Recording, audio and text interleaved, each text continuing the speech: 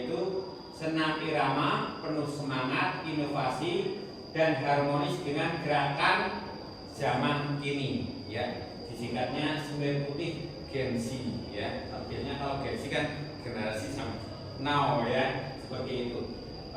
Untuk hari ini judulnya, ya sudah. Kemudian lanjut, yaitu latar belakangnya. Latar belakang program Semir Putih Gen Z, yaitu yang pertama yaitu pemikiran Ki Hajar Dewantara tentang pendidikan umumnya berarti daya upaya untuk memajukan perkembangan budi pekerti, kekuatan batin, pikiran, intelek, dan jasmani anak-anak. Yang kedua adalah dengan pesatnya perkembangan teknologi terutama pada aplikasi TikTok dan tontonan YouTube mendorong murid untuk berkreasi dalam membuat gerakan-gerakan yang lagi viral. Untuk itu siswa perlu diberikan arahan yang mendalam terutama mengenai membuat gerakan senam irama yang bermanfaat bagi kesehatan dan kebugaran tubuh. Dan yang ketiga yaitu senam irama merupakan aktivitas kebugaran jasmani yang memiliki koordinasi gerakan dan dilakukan dengan iringan musik atau irama. Yang keempat yaitu dalam beberapa kasus senam irama dapat disesuaikan dengan kebutuhan pekerjaan atau profesi seseorang, sehingga dibutuhkan inovasi dan kreativitas dalam membuat gerakan senam irama yang baik. Kemudian yang kelima yaitu sebagai sarana untuk membudayakan semangat berkreativitas dan mengembangkan teknologi. Selanjutnya, program ini akan dilaksanakan berbentuk penerapan dari pendidikan gerak dan pendidikan kebugaran. Berikutnya, gambaran singkat program Semir Putih Gen Z, yaitu yang pertama yaitu pilihan. Kegiatan dilakukan selama 3 minggu menyesuaikan program sekolah dan materi PJOK. Yang kedua yaitu suara. Terdapat kepengurusan yang melibatkan guru dan murid dalam mengelola program. Yang ketiga yaitu pilihan dan suara. Guru PJOK dan wali kelas akan berkoordinasi kepada murid melalui kesepakatan kelas tentang apa saja yang boleh dipraktekkan dalam membuat video senam irama. Kemudian di kepemilikan hasil praktek dan pembuatan video senam irama yang diupload ke YouTube sesuai dengan channel YouTube masing-masing sebagai hasil karya murid. Kepemilikan yang kedua yaitu untuk mengetahui kemampuan keterampilan praktek membuat video senam irama. Orang tua akan diberikan informasi berupa dokumen video hasil karya murid. Kepemilikan yang ketiga yaitu hasil video senam irama karya murid akan dilombakan dan kriteria yang memenuhi syarat akan mendapatkan apresiasi nilai dari guru PJOK. Tujuan program Semir Putih Gen Z yaitu memberikan pemahaman kepada warga sekolah terutama peserta didik akan pentingnya menjaga kebugaran jasmani agar hidup aktif sepanjang hayat.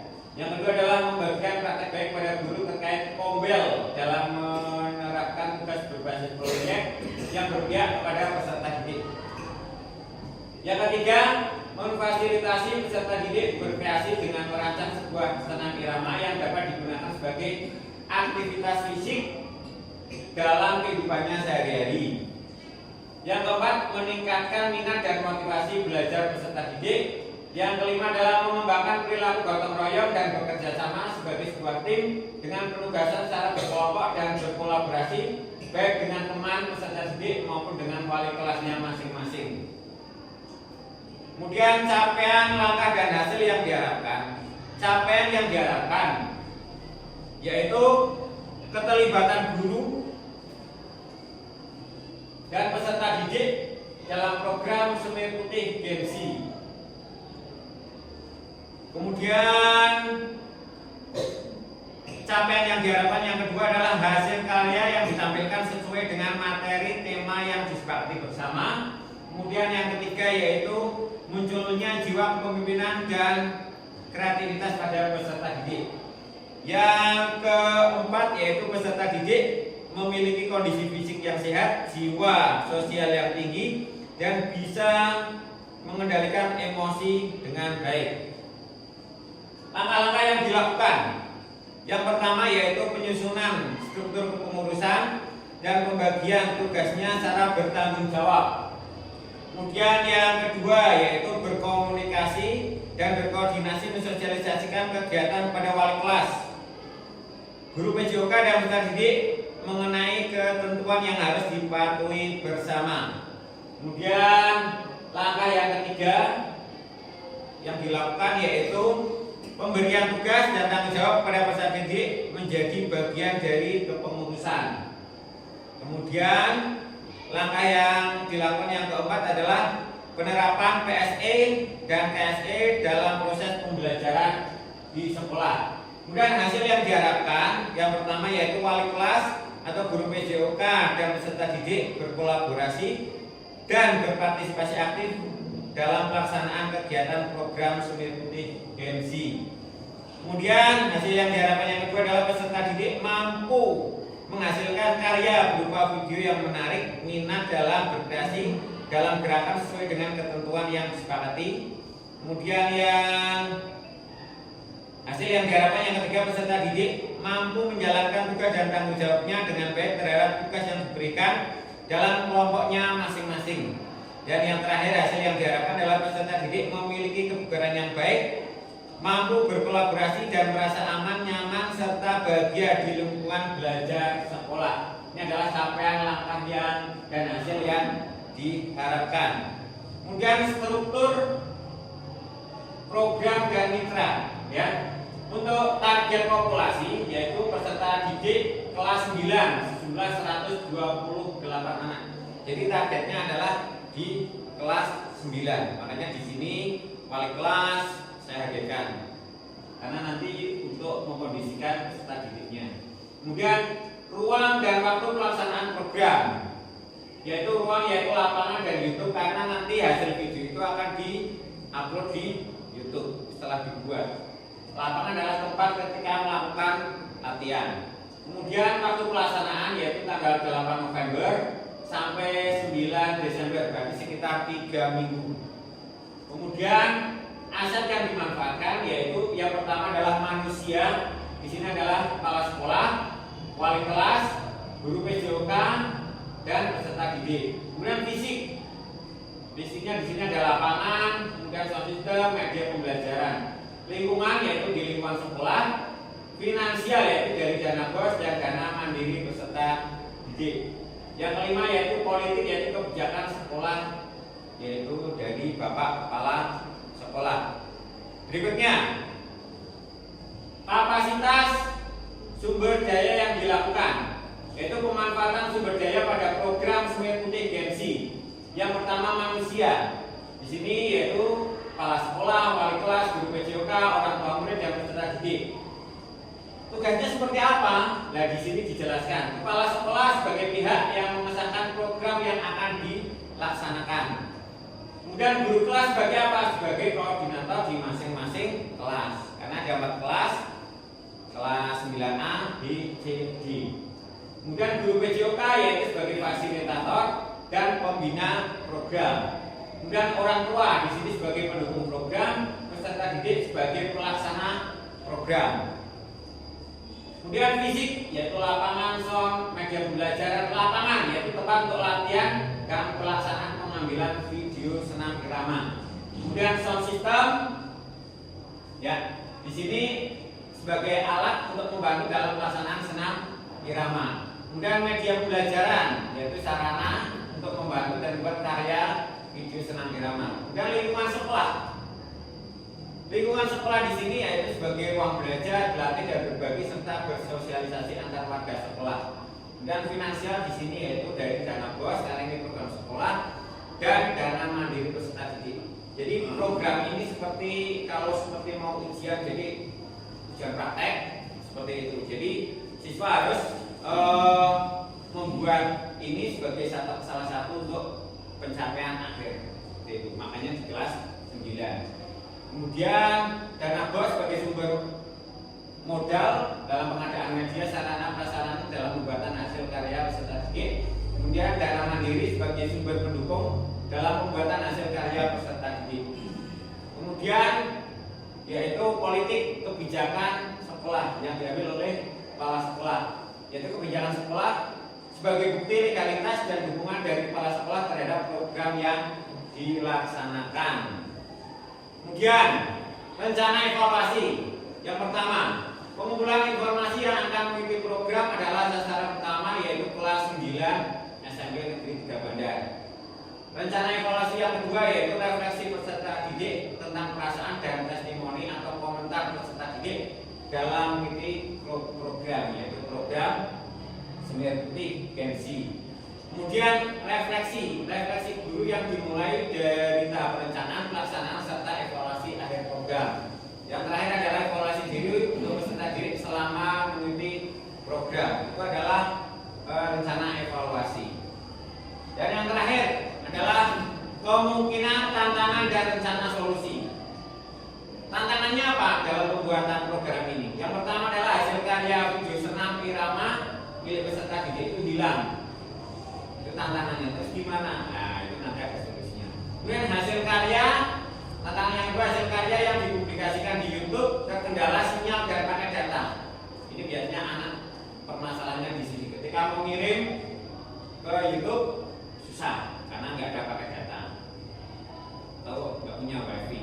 Kemudian tantangan yang ketiga yaitu motivasi peserta didik dalam mengikuti program berkurang, terutama ketika latihan bersama dalam kelompoknya. Ada yang malas-malasan, itu merupakan satu tantangan. Kemudian kesenjangan sosial yang meliputi karakteristik setiap peserta didik yang berbeda. Jadi karakter yang berbeda ketika dibuat satu kelompok itu nanti persepsinya mungkin dengan karakter yang beda-beda akhirnya beda pula. Ada yang mengedepankan egonya, pokoknya punya saya harus dipakai, ya, seperti itu. Kemudian yang kelima yaitu pengelolaan waktu pelaksanaan yang seringkali terbatas atau tidak terjadwal secara pasti oleh kelompoknya. Jadi jadwal, membuat jadwal kadang hari Selasa bisa, hari Senin yang ini nggak bisa, ini bisa. Itu adalah kesulitan atau tantangan ketika membuat jadwal latihan bersama. Kemudian solusi. Yang pertama, lebih berhati-hati dalam menyimpan video senam irama. Nah, ini solusinya. Ketika tadi tantangannya hilang, ya solusinya ada lebih berhati-hati untuk menyimpan video. Kemudian yang kedua adalah saling bekerja sama dalam mempublikasikan video senam irama, baik masalah pembiayaannya atau teknis pengirimannya. Jadi kesepakatan awal seperti apa, mau urunan seperti apa, habis berapa nanti disepakati bersama. Kemudian membuat kesepakatan bersama dalam program yang sedang dilaksanakan secara bijak dan bertanggung jawab. Dan menggunakan pendekatan apresiatif kepada peserta didik, yaitu bagaimana Bapak Ibu gurunya monggo Bu. Iya, siap, monggo. Lanjut ya, yaitu menggunakan pendekatan apresiatif kepada peserta didik. Kemudian yang terakhir adalah menjadwalkan latihan senam irama secara pasti dan saling membantu bila salah satu anggota kelompok mengalami kesulitan dalam gerakan senam. Itu tadi dari program Gensi. Terima kasih. Nanti mungkin akan ada pertanyaan. Nanti saya serahkan kepada pembawa acara untuk mungkin ada pertanyaan seperti apa. Nanti buka sesi tanya jawab. Monggo pamit.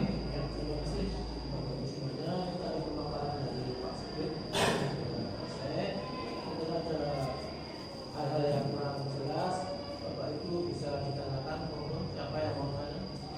Oh ya, Pak Masyur yang tadi dibawakan tentang kepemilikan itu maksudnya apa? Oh iya, jadi di sini ya ini ya kepemilikan. Ya. Nah ini ya. Jadi program ini memang harus memiliki yaitu pilihan. Pilihan ini maksudnya di sini ya. Kalau pilihan itu berarti kegiatan ini dilakukan menyesuaikan, kan siswa mesti punya pilihan itu. Nah di sini pilihannya. Jadi tidak dilaksanakan selama 3 minggu ini menyesuaikan program PJOK. Nah ini pilihannya baik waktunya maupun materinya. Ini kali ini sudah paham ya. Kemudian suara ini suara dari program ini. Jadi kita kembali ke program, yaitu suaranya ya kan ada pengurus tadi disampaikan, ada wali kelas, ada kepala sekolah, kemudian ada guru PJOK dan siswa. Ini suaranya. Kemudian pilihan dari suara, gabungan pilihan dari suara. Jadi guru PJOK dan wali kelas akan berkoordinasi. Ya ini melakukan kolaborasi kepada murid melalui kesepakatan kelas tentang apa yang boleh dipraktekkan dalam membuat video senam. Kalau ini bisa dipahami, nggih. Nah, ini yang ditanyakan Pak Mas Pur. Kepemilikan ini apa? Ini adalah kepemilikan terhadap program ini. Program ini yang memiliki siapa? Yaitu nanti akan dikembalikan ke yang memiliki adalah sekolah yang nanti akan dipraktekkan atau dilaksanakan oleh peserta didik. Makanya nanti kepemilikan itu berarti nanti menjadi hak milik. Hasil, makanya di sini tertulis hasil praktek dan pembuatan video senam irama yang diupload sesuai dengan channel YouTube masing-masing sebagai hasil karya murid, kepemilikan murid. Ya, ini pun sama. Nantinya kepemilikan itu menjadi karya murid. Bisa dipahami maksud nggih? Oke, terima kasih. Ada lagi? Ada yang bertanya lagi? Kalau tidak berarti langsung. Oke. Ya, terima kasih Bapak Ibu semuanya atas atensinya pada hari ini untuk kegiatan inspirasi. Itu jadi SMK sudah dilaksanakan dengan baik, semoga bermanfaat untuk kita semuanya. Apabila ada yang penyampaian dari Bapak Sipil, ada yang tambahan dan saya pribadi bagi pembicara, apabila ada yang tambahan sama mohon maaf sebesar-besarnya. Kita akhiri. Assalamualaikum warahmatullahi wabarakatuh. Waalaikumsalam warahmatullahi wabarakatuh. Terima kasih Pak Min, terima kasih Bapak Kepala Sekolah, terima kasih Bu Ranggi, Bu Roro, terima kasih